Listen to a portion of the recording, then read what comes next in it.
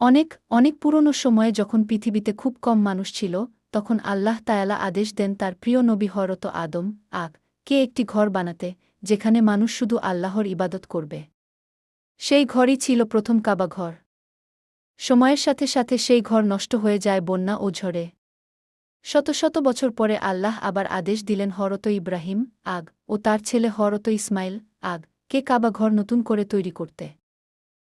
দুজনেই মরুভূমির মাঝে বড় বড় পাথর কাঁধে তুলে এনে সেই ঘর বানালেন। কাবার এক কোণায় তারা বসালেন হাজরে আসওয়াদ নামের কালো পাথর। ঘরটি তৈরি হয়ে গেলে ইব্রাহিম হাত তুলে দোয়া করলেন, হে আল্লাহ, এই ঘরকে নিরাপদ করো এবং এখানে যারা আসবে তাদের সবাইকে রহমত দাও। তারপর আল্লাহ হুকুম দিলেন, হে ইব্রাহিম, মানুষের মাঝে ঘোষণা করো যেন সবাই এ ঘর জিয়ারত করতে আসে গি।